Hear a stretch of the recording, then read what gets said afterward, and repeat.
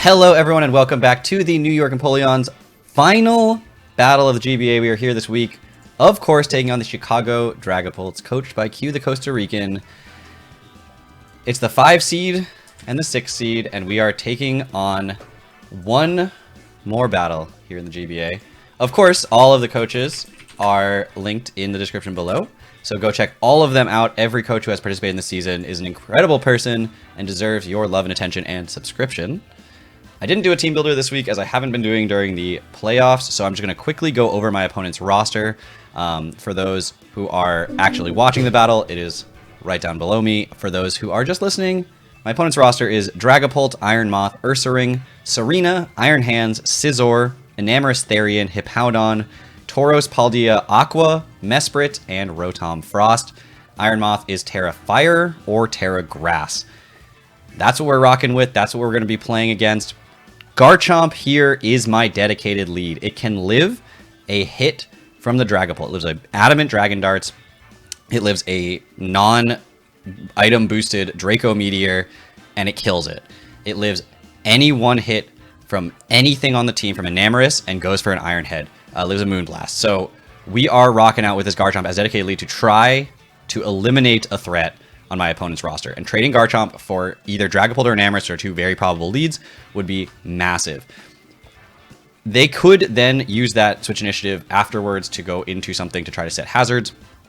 That's fine, but we are going to be able to spam Outrage for the most part this week, and if they go into Enamorous and try to set up, Garchomp is still healthy, it's still alive, and I can switch it out, so that's also fine. Something I could switch it out into is the Fortress. Fortress is going to be Explosion, which is fun. Ice Spinner, Rapid Spin, and Spikes. Spikes are great in this matchup. Their hazard removal is questionable at best. It's Serena and Scizor, and I really like Spikes here. They just help make calcs easier. Rapid Spin is obviously very helpful for removing their hazards. We have Akaberry for something like Iron Moth, or a random fire move like Mystical Fire from Enamorous. An Explosion goes wild when this thing has done its job, and we can just maybe delete something, maybe just do a huge chunk to something, but either way, Fortress will have done its job at that point and get off an Explosion, chunk something down. Zapdos is back this week. We're rocking out with a specially defensive set, just as a bailout option against Iron Moth, Special Dragapult, Enamorous, things like that. It's just like a panic button, as it has been all season, and it has been incredibly consistent. Thunder Wave has been the best move that I've clicked all season, and we are going to hopefully manage to use Zapdos one more time to do what it's been doing all season, and every time I bring it, it does its job. It's the only reason I'm here in finals. Mew's next. It's going to be Psychic, Nasty Plot, Shadow Ball, Flame Charge. Flame Charge for the Scizor, which is fun coverage, I think, and very unlikely my opponent would expect it. Getting to +1 speed and +2 special attack, this thing goes absolutely wild. Psychic is just phenomenal coverage for my opponent's roster, as they do not have a Dark type, but they do have Mesprit, which can potentially, resist the Psychic, and so we're going to go with Shadow Ball as the last option. Otherwise, Psychic is just incredibly good, and Shadow Ball also gives me a super effective hit on Dragapult, just in case I need to make sure I kill it. Ceruledge is also coming this week. It is going to be Terra Ghost. It's my only Terra Captain coming this week, so that Terra is a free option, although I want to wait on it as long as possible so that I continue to resist things like Grass and Fairy from the Iron Moth. Flash Fire, just make sure that I never have to worry about Iron Moth clicking Fiery Dance, is also good for covering Mystical Fire from the Enamorous if they are predicting the Fortress.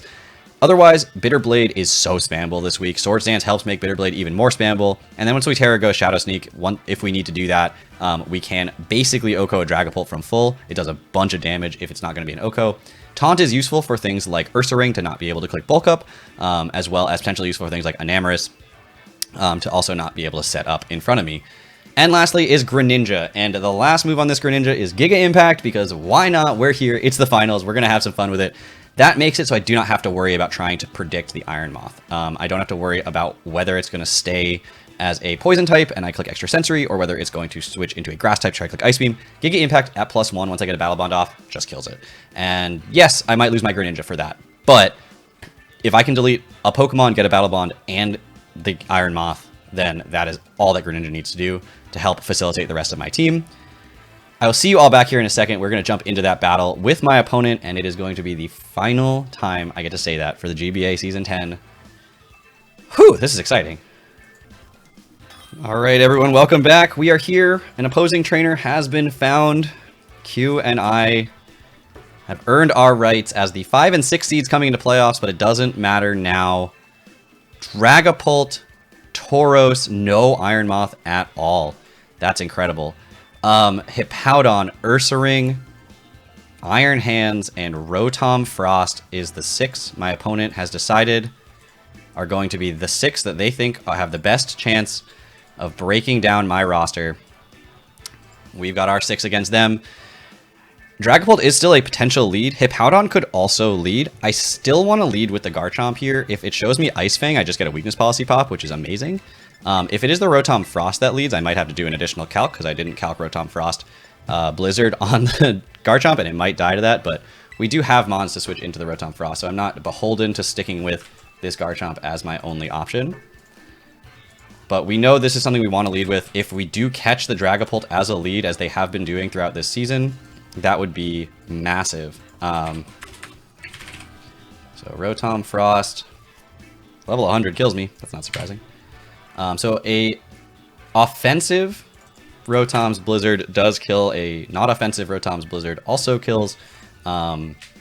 So we do have to watch out for, I guess, Rotom Frost running like a Scarf Blizzard set. Otherwise, Outrage, it's completely free. They don't have a fairy. They don't have a Terra Fairy. They have no Terras, so I don't have to worry about Terra type at all. And this is it. Let's see what happens with Q. And it actually is the Rotom Frost that is going to lead against my Garchomp. And now I have to make a decision. Do I just risk the Blizzard here and use my plot armor knowing that it'll definitely miss? Or do I switch out? And honestly, I think I just click Outrage. It could Willow.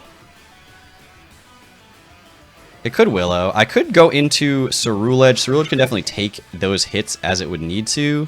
But I don't want Cerulege taking that damage. I would actually rather Garchomp be Willowed. So I'm just going to click Outrage here. Scout for Scarf. And it is Scarf. It does Blizzard. It does land. And it does take out the Garchomp, which is actually fine. We know that it's Scarf now. And that is a free Swords Dance with Cerulege here if I want it to be. And I could also Flame Charge with Mew, but Blizzard's a little bit scarier to that, so we're going to go out into the Cerulege here. Maybe I should have gone into it right away, preserving the Garchomp there, but I do think, honestly, like a free Swords Dance here, and then the ability to, like, there's no Iron Hands, so, or excuse me, there is an Iron Hands, there's no Iron Moth. So Terraing is not the end of the world. It does make me a little bit more susceptible to the Rotom clicking Blizzard later, but that's actually totally fine.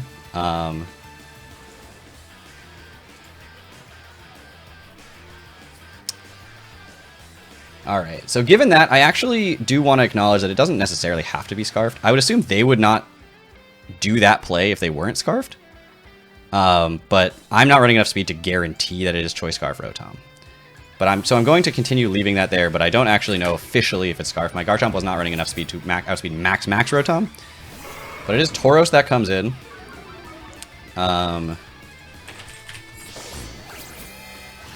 Let's see. If I Terra and it's Banded Wave Crash, it does a lot, but it doesn't necessarily kill. You ran Banded Wave Crash last time against me. So that is something that I could see you doing again.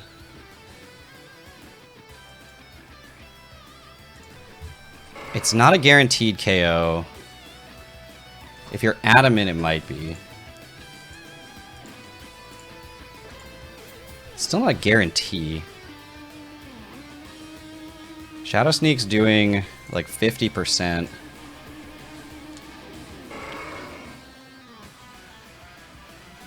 I think I'm gonna go for the Shadow Sneak. If you do Wave Crash, you're putting yourself in range of Greninja to get the Battle Bond boost.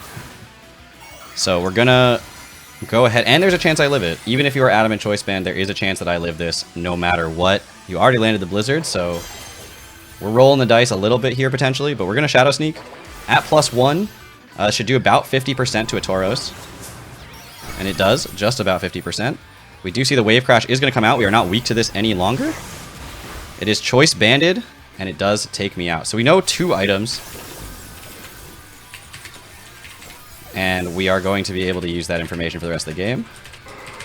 Kills Cerulege with Wave Crash. Alright, so we're going to go into Greninja here. Again, I know that I'm down a couple of Mons here, but I actually don't think that this is the end of the world for me. This thing is about to die. Iron Hands is probably going to come in here. Extra Sensory is the safe click, so that if the Iron Hands does come in, we are going to be able to get big damage off on it. This is the exact same sequence that happened my last time that I faced him, with the Tauros into the Cerulege, into the Greninja, into the Iron Hands.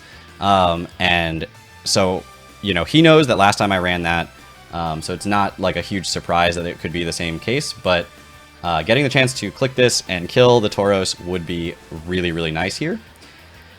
The Iron Hands coming in would take a little over 50%, potentially, depending on if it's like specially defensive or not. And, you know, there could be something coming in here, such as the Ursa Ring or Hippowdon. But it is the Iron Hands that's going to come in. We're just going to get the extra sensory off. I'm going to show Life Orb. And it does actually a little less, so it's probably going to be... It's some sort of specially defensive set. I don't think it's Assault Vested. See Leftovers, so it's definitely not Assault Vested. And I don't think there's any reason for me to stay in here. I have the Fortress, so at this point there's no sense in sacking Greninja. I have sacked 2 Mons for information. That is potentially 2 Mons too many, but it's not about who gets the first kill, it's about who gets the last one. And Thunder Punch is going to come out. You see that doesn't do enough, and I'm going to actually just go for Spikes here. There's no removal on my opponent's team. I'm going to live a Fire Punch because of my Aqua Berry, and I'm going to be able to get off a layer of Spikes. We're actually seeing that we outspeed this, which is very interesting. Now the Tauros is dead. It cannot come back in and do any more damage. And that's really all I needed. We see a Swords Dance. I'm going to explode on this. It's not going to do a ton. We know that it's specially defensive, not physically defensive. It's going to do about 30%. It's going to prevent Drain Punch, which is really important. But we're going to explode, prevent any additional HP recovery. I got my 1 layer of Spikes. That's all I needed to get rid of the Tauros, so that's also just a dead Mon on my opponent's roster. And this thing is now in extra sensory range from the Greninja. And we're going to see no Drain Punch recovery here, which is what I expected to see. And so, Fortress explodes. So I have the Greninja. I also have the Mew. And Mew is really safe to bring in here. Flame Charge is not going to kill. You're at +2. We know that you have some special defense investment, so like... Let's see. Leftovers. Wild Charge can kill Mew, so I would potentially have to just go straight for Psychic. That lets the Dragapult in a little bit too freely. Greninja does not. Greninja just kills this. But if Greninja doesn't kill, then we're in so much trouble, and it's potentially a roll from that range. So I'm just going to go into Mew. It's a safer option for me to go into Mew here and go for the Psychic. There's no downside to it. It's definitely going to kill. It does more than the extra sentry from the Greninja. So we're just going to take this out. Alright, so Mew kills Iron Hands with Psychic. Tauros is dead because of the Spikes. There's no way that it's not. So Dragapult sort of has to come in here. And we have Shadow Ball for that. It's not going to kill from full, but I didn't have the chance to Nasty Plot there. If it's anything else that comes out here, I probably just Nasty Plot into Flame Charge. Pretty much anything else. Hippowdon obviously isn't going to die from 1+2 Psychic, but it's like, it's setup fodder. I'm not dying from any hits that it's going to throw out at me. And we can Nasty Plot, we can Flame Charge, and then we can start throwing out Psychics. If it's Dragapult, so it's Ursa Ring. And similarly, I could just Psychic here. I could also go into Zapdos, but I think its Nasty Plot is the best click. I am risking a little bit a Body Slam para, but there's not much I can do about that other than go into Zapdos, which I don't really think is the best option here. So I'm just going to click Nasty Plot here. If they go for like a bulk up, that's fine. And we're going to get to +2 with the Mew. We are going to see the Body Slam come out. Immediately paralyzes. That's what I was worried about. We're going to get the Synchronize on the Ursaring. So we're still going to outspeed this, but unfortunately that para is going to be tough to deal with for the rest of this game. We're going to Psychic here. We're not going to go for Flame Charges anymore. No reason to. Fire off a +2 Psychic. See how much it does to the Ursaring. Should be about 50%. Okay, that's not defensive. Very offensive Ursaring. We see big damage from the Guts boost. We're going to Psychic again on this Ursaring. And we get fully paralyzed. They do not, which actually will allow the Greninja to come in here. Ice Punch comes out. So Ursaring kills Mew with Ice Punch, which I'm just going to allow Greninja to come out here. We see that it's not a defensive set. And so we do have access to Dark Pulse. We are going to click it. And we're going to scout out what your choice is. Maybe just sack the Tauros at this point to get into the Rotom for free. That is definitely a choice that you could make. There's no better click in my mind than Dark Pulse here.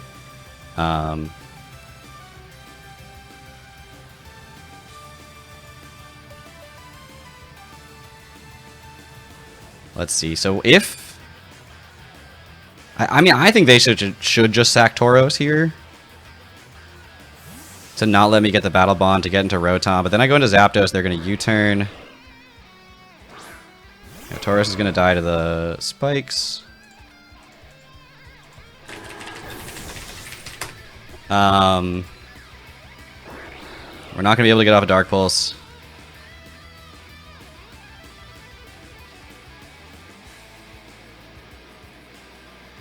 And then the Rotom's going to come in. So everything that we were thinking is going to happen is going to happen. This is definitely Scarfed. I now am 100% certain. We're going to go Zapdos here.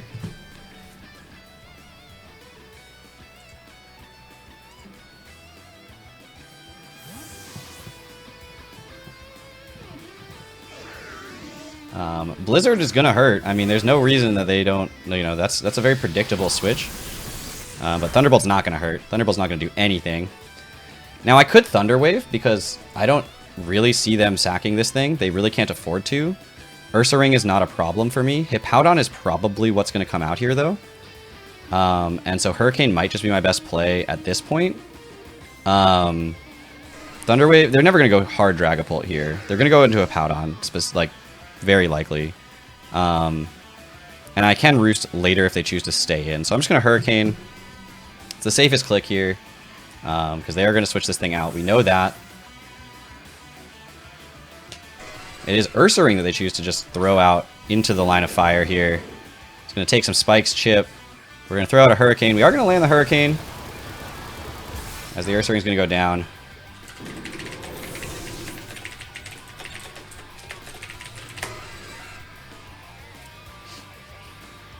Rotom could come back in. It could click Blizzard. But once it does that, then Greninja gets in again. Yeah, we knew Hippowdon was going to show its face here. And it is Sandstream, which is interesting. Curious what it has to handle the Zapdos. I do have the chance to Roost here if I want to. But I think I'm just going to fire off another Hurricane first. We're going to see how much this does. It is a very specially defensive Hippowdon. We do see the Stone Edge is going to come out. It's going to land. I actually think... they're going to click Earthquake here. I'm going to Hurricane. We're going to land the Hurricane again, because we're really good at this. We're going to get the Confusion. Okay. And there's the Earthquake. Yeah, and we didn't click Roost there because the Earthquake was so obvious. And now that they're confused, I am going to click Roost here. I think they're going to Stone Edge this time. If they Earthquake again, that's a good play, but then they got me. But I think they're going to hit themselves. No, they did Earthquake again. That's a good play. And we are going to die to that Earthquake. So Hippowdon kills Zapdos with Earthquake. And that's a very unfortunate sequence of moves because as long as they just go hard Rotom here, I think there's nothing I can do to win this game. I don't think Giga Impact is going to Oko the Rotom. It's certainly not going to Oko the Hippowdon. So Dark Pulse is my best click here. We do see how especially defensive this Hippowdon is. I could have clicked Ice Beam, but it's going to switch out into the Rotom here, which we all saw coming. That Rotom is going to be able to Thunderbolt. It's going to be able to take out my Greninja.